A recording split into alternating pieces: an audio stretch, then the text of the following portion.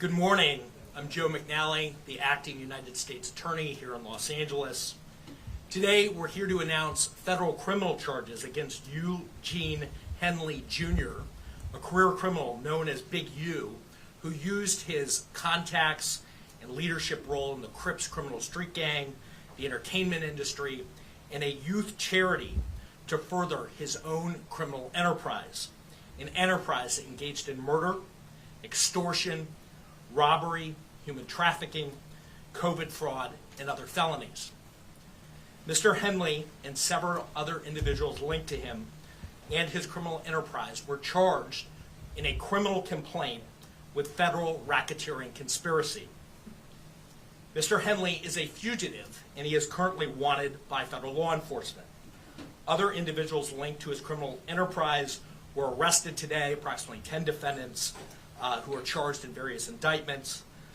Again, Mr. Henley is a fugitive. 4 defendants are in state custody and will be transferred into federal custody, and we are still seeking Mr. Henley and another fugitive. The Department of Justice's top priority is eliminating violent crime caused by criminal street gangs and organized crime. These organizations cause a tremendous amount of harm in our communities, and today's arrests are part of our office's efforts, FBI, IRS, LAPD, the team you see up here, to make our community safer and rid our streets of these criminal street gangs, including ones operated by violent felons like Mr. Henley, who are posing as savvy businessmen and community leaders, but in the end are violent criminals. The affidavit filed with the criminal complaint alleges that Mr. Henley operated Big U Enterprises, a mafia-like organization that utilized Mr. Henley's stature and long-standing association with the Crips criminal street gang and other gangs here in Los Angeles to intimidate businesses and individuals in our communities. I want to stress that the allegations here in the complaint are allegations only, and the defendants are presumed innocent until proven otherwise. Let me talk a little bit about Mr. Henley and the street gang here. As I said, Mr. Henley is a widely known leader within the Rollin 60s. He rose to prominence in that gang decades ago, and he has since been a fixture on the internet talk shows and podcasts, all things that law enforcement have looked at closely as part of this investigation. He has maintained the image of an entertainment industry entrepreneur running a music label and of somebody who gives back to the community here in Los Angeles, funding a South LA-based charity, developing options, which purports to help at-youth risk escape gang life and escape the perils of gangs in high-crime areas. The facts alleged in the complaint paint a very different picture. It is one of a murderer, a thief, a liar, and a cheat, and the criminals that enabled him.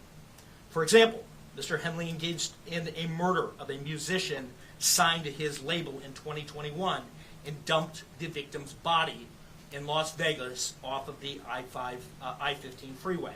He then attempted to evade and obstruct the investigation into the murder, including ordering witnesses not to speak with law enforcement. Henley's criminal enterprise also engaged in other crimes, including transporting prostitutes across state lines, extorting strip clubs, marijuana dispensaries, and other businesses, and fraudulently applying for COVID loans in the form of a business relief loan. On that application, Mr. Henley falsely stated that his music label, Unique Music, operated at a $200,000 profit in 2019 and was entitled to government assistance, despite the reality that the company had operated at a loss and was ineligible for such relief. Finally, Mr. Henley is accused of embezzling donations made by celebrities, professional athletes, and businesses to his charity, Developing Options, which, as I said, purports to give South LA at-risk youth alternatives to gang violence, drugs, and other criminal activity. Henley used this charity as a front. He used it to conceal his fraudulent activities, his criminal enterprises activities, and evade detection from law enforcement. If convicted on the racketeering conspiracy, he and his co-conspirators face approximately a 20-year federal prison sentence. I want to thank our federal law enforcement partners, our state law enforcement partners who brought about the result here today. The Los Angeles Metropolitan Gang Task Force from the FBI is comprised of FBI agents, LAPD officers, IRS Criminal Investigation, the U.S. Department of Justice Inspector General's Office, Los Angeles Police Department, the North Las Vegas Police Department. This case is a great example of state and federal law enforcement working together to address harm from a criminal enterprise. I also want to thank our prosecutors, Assistant U.S. Attorneys Kevin Butler and Jenna McCabe, for their diligence and dogged determination in this case. With that, I'll turn it over to our next speaker, FBI Special Agent in Charge, Ted Dox. Thank you, Joe. Absolutely. My name is Ted Dox, Special Agent in Charge of FBI Los Angeles' Criminal Division. These operations are truly a team effort, and I would like to recognize those partnerships.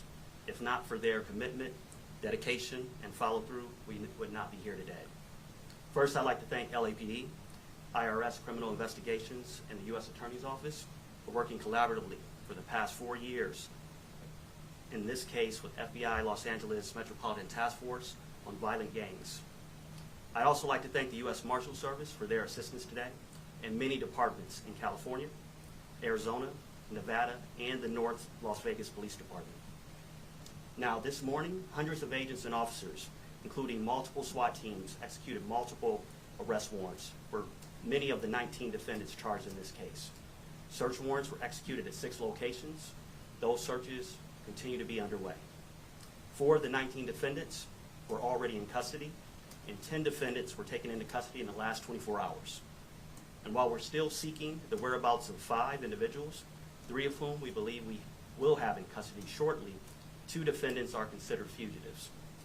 They are Eugene Henley Jr., also known as Big U, and Brian Mejia. We will provide their photographs to the media following this announcement. Anyone with information as to their whereabouts should not take action on their own, but contact the FBI. You can reach us by calling 1-800-CALL-FBI. During this investigation, we recovered 49 weapons, 5 pounds of methamphetamines, 10,000 fentanyl pills, and large amounts of cash. The Rollin 16 Crips have been around for decades, and by some estimates are among the largest gangs in the country, with factions in multiple states. Mr. Henley has been a known member of the Rollin 16 Crips since the 1980s, where he established his reputation and earned standing with fellow gang members. He has been able to use that standing to intimidate businesses and individuals and to commit various forms of violence, including the alleged murder outlined by the U.S. Attorney. He's also been able to influence others to give him money, only to defraud his victims, including defrauding the U.S., the government, the city of Los Angeles, and you, the taxpayer.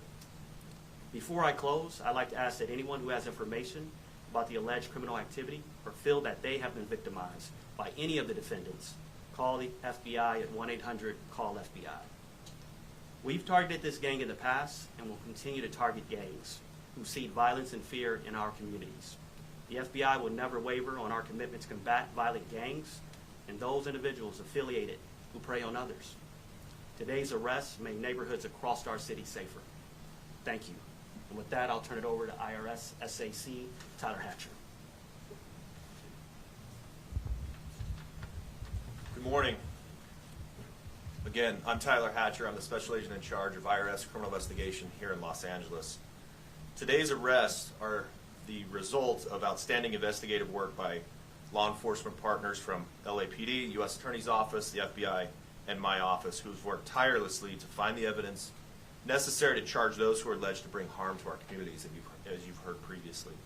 The RICO charges against Mr. Henley and his associates reflect a pattern of crimes that runs a gambit from extortion to robbery to murder to tax fraud and to human trafficking, all under the umbrella of a well-organized criminal organization led by Mr. Henley. Additionally, Mr. Henley duped the County of Los Angeles by running a nonprofit named Developing Options, which was set up to pull youth out of the gang life and promote anti-gang solutions. Yet Mr. Henley continued to personally orchestrate violent gang activity that impact our communities. Donors trust that their donations will be used in a manner that's consistent with what the charity was set up to do and applied as intended. In this case, it was for the benefit of at-risk youth. Financial transactions leave a trail, and IRS criminal investigation special agents are the best at following that trail. The trails led to allegedly lead to Mr. Henley's personal bank account, and the money trail doesn't lie. Organized crime victimizes our Los Angeles communities far too frequently, but the arrests made today demonstrate our commitment to making Los Angeles safer for everyone impacted by these criminal enterprises. IRSCI is proud to partner with our federal and state and local law enforcement partners to make our communities safer and to protect from these violent acts. And on that, I'll turn it over to the Chief. Thank you, and thank you all for being here today. I'll keep my comments brief. From day one, the Los Angeles Police Department's been proud to stand shoulder to shoulder with the FBI and our partners here today in this critical investigation. The invaluable expertise provided by Operation South Bureau FBI Task Force on the Rollin 60s criminal street gang has played a pivotal role in securing these 19 federal indictments laid out this morning. It's a major step forward in our ongoing fight against gang violence and brings hope and relief to a community that for too long has endured far too much. Together we will continue to protect and serve, working tirelessly to ensure safety in all of our neighborhoods. I'll return the U.S. Attorney, Joe McNally, for any questions follow-up. We'll take any questions. So Henley is still on the loose? He is. Do you expect to snag him today, or is this something where he's gone? Yeah, I think all I can say is that look, he is the leader here, and we're looking for him and trying to find him. He's a fugitive at this point, and we're using resources to try to track him down. When were all the other arrests made? The arrests were made this morning, early this morning. And that's of the more than this whole group here that's in custody, or? So there were a number of arrests, I think roughly 10 this morning, and then there are other individuals who were in state custody that are being transferred into federal custody. But approximately 10 arrests were made this morning.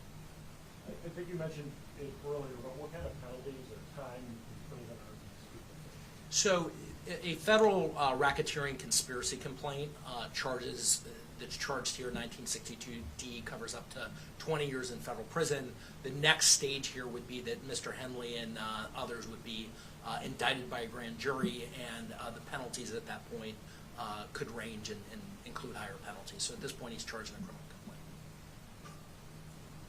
Is he charged with murder too as well? He's charged in a RICO conspiracy, and part of that RICO conspiracy, one of the predicate acts, is the murder that is described in the complaint. He has not yet charged in an indictment with substantive murder. You mentioned the taxpayers were defrauded. Can you tell us how much taxpayer dollars he obtained from what city leader or official? And what does this mean for groups that are working on anti-gang efforts and trying to get donations from celebrities as they use? Sure. So I think just to kind of go back, Mr. Henley and the allegations are here, operated a criminal enterprise. He used his status in LA as a gang member, somebody who was known as an enforcer, in order to execute the crimes that are described in the criminal complaint. As part of that, and to get to your question, he also had this charity and held himself out there to be somebody who was committed to reducing gang violence, committed to supporting youth in the city. As part of that, he received grants from government agencies to do that work. And as we describe in the criminal complaint, he used that goodwill to benefit himself. He diverted money from that charity and lined his own pockets with it, and that money was ultimately traced, and that we can show that he used it for personal purposes. So there was an embezzlement angle to this, to the criminal enterprise, where hundreds of thousands of dollars were siphoned off that should have gone to charitable purposes, gang reduction, gang intervention. Instead, he used it for his own purposes, his own criminal enterprise. In addition to that, there was tax loss. And like many of our cases, we ultimately do a financial investigation, and we see that embezzlement and that siphoning happens often. There's a parallel tax conduct that is also described in the complaint. So you're talking about hundreds of thousands of dollars that the charity ultimately siphoned off for his purposes. It was a charity that he controlled, and again, held himself out there to be somebody in our community who was, as Chief McDonald said, these communities, it's oftentimes our poorest communities that need intervention the most, they need law enforcement the most. He held himself out as somebody who was part of that team trying to improve South Los Angeles. And the facts in the indictment and the wiretap calls that we intercepted as part of the investigation that are described in the complaint, not the indictment, the complaint, describe that contradiction. That on the one hand he's Mr. Charity, and on the other hand he's engaging in all this criminal conduct. That's set out in the criminal complaint. And so it's outlined in the criminal complaint specifically what government agency gave him money? It's outlined. It's outlined that he got grant money. I believe that money flowed through the city of Los Angeles, but I don't have the specifics in front of me. What I can tell you is that typically, grants flow through the state and then eventually, are typically issued through the city. And to the tune of hundreds of thousands of dollars? Hundreds of thousands of dollars. Did you say the name of the charity, or are you allowed to say that? Maybe Yeah, the charity I referenced earlier is Developing Options. Developing Options. Okay, well, thank you very much. Last question. I apologize. Just your efforts to find Mr. Henley, have you had, do you have any idea about his potential whereabouts or any more that you can tell us on? No, other than he's a fugitive and he's being sought by law enforcement, and we're obviously looking for him as we would any fugitive who's engaged in the type of conduct that's alleged here. Believed to be in Southern California, no idea. We believe that he may be in Southern California, and for that reason we're providing his picture and encourage anybody to contact the FBI who knows his whereabouts. All right, thank you very much. The press release is out. There's a copy of the complaint and affidavit that's attached to the email that it was sent out. If you need it, you know where to reach me. Did you have copies of this? We do. If you want to take of these photos, you can go up and take photos if you want. Yeah. There's no digital copies of it. I will take something with my phone. Oh, I got some.